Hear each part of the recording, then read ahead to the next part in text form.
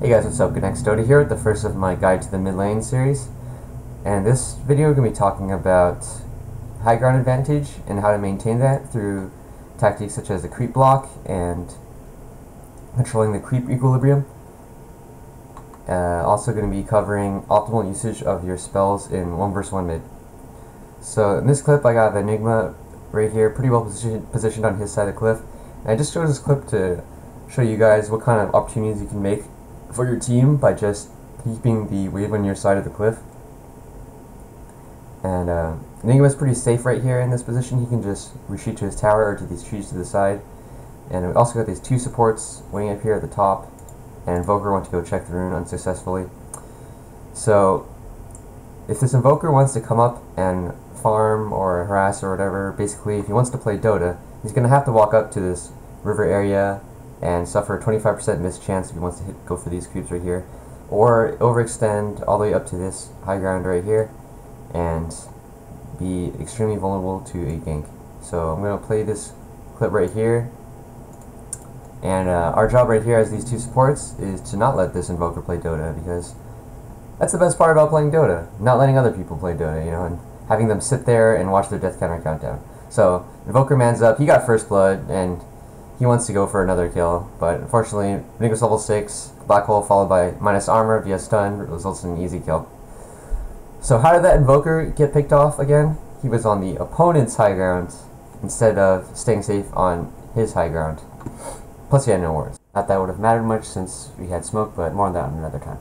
In the next clip I'm going to show you guys how to control the wave with a creep block. Okay, I got this clip loaded up with Magnus. Going to show off how to do the creep block correctly. What I want to do is I want the range creep to go in front, and how I'm doing that is I'm right clicking ahead and pressing the S key to stop for a second, and then after I stop for a second I immediately right click ahead again to maintain my position in front of these melee creeps. What happens when you press S as in stop is that the creeps will bunch up around you and kind of shuffle around and give you time to maintain your momentum ahead of them. So I want the range creep to die first, and that's because range creeps deal the most damage. And by that logic, if the range creep dies first on the radiant side, then the dire side creeps will push much faster and closer to my side of the cliff, keeping me safe from ganks, giving me a better position to CS. So let the Zeus get the last hit there, and just take a look at the Zeus's perspective for a second. He has no idea where I am, me as in Magnus that is. He has no idea where the Magnus is and can't time his attack correctly to get this last hit, so he tries to get it for the last hit, can't. Tries to harass Magnus again, can't because I walk back out of the vision. So I just keep moving in and out of vision and basically make it impossible for him to harass me. And here, I'm setting up for the optimal usage of Magnus' Shockwave spell.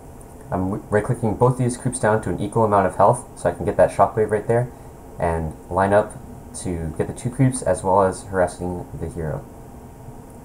That's pretty much the optimal way to use your spells. Generally you wait till you have level 3, so you have a level 2 Shockwave to do much more damage. Unfortunately I was still level 1, but that was just too good of an opportunity to pass up.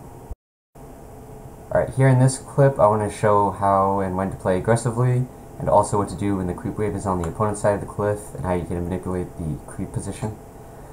So there's 2 reasons why I want to play aggressively in this setup that we have right here frozen. The Zeus is pretty far positioned on enemy high ground. Yep, the high ground coming to play again, guys.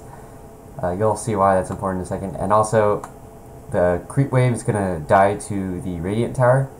Radiant Tower is going to be pushing this creep wave extremely quickly, killing it faster than the enemy's creep wave can kill my creeps. So what that means is there is a creep advantage, and you always want to play aggressively when there's creep advantage. That's a general rule of thumb in side lane and off lane as well. And conversely, when you have a creep disadvantage, then you want to play defensively.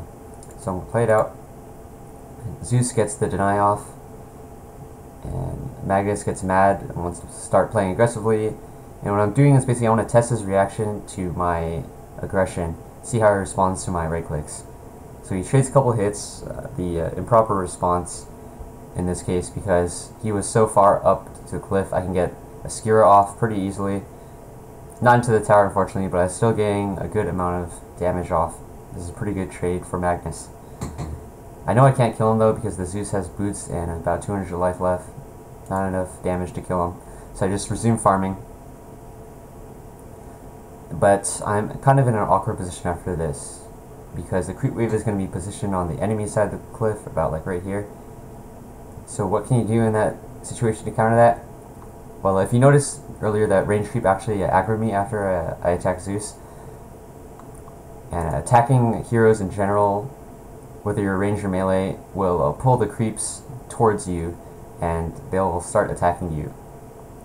So you can right-click the enemy hero, or A-click the enemy hero. In that case, what I like to do is A-click because it avoids the risk of misclicking and walking forward on accident. And see, the creeps will follow me a second time, and after you aggro the creeps, you want to move back immediately so you don't take unnecessary damage. And if you notice there, I got some free harassment when the Zeus came up to try to go for the deny. My creeps actually attacked the enemy Zeus. And here I'm also setting up another line like I did in the first clip. I'm going to get off the 2 creep shockwave as well as harassing the hero. Unfortunately I only get 1 because I only have level 1 shockwave still, but I'm just going to clean up this creep. And I'm in a pretty good position in terms of health. Well, that's it for this video, guys. Thanks for watching, and please subscribe for more. I'm going to be doing more videos, not only on mid, but support and offlane guides as well. And I've got a bunch of tips and tricks for getting kills in mid, how you can bait your opponents into bad positions and stuff like that. So yeah, please subscribe for more, and also follow my social media stuff. I'm going to be streaming pretty regularly, and I'll put the links down there in the description box. So thanks for watching, guys, and see you next time.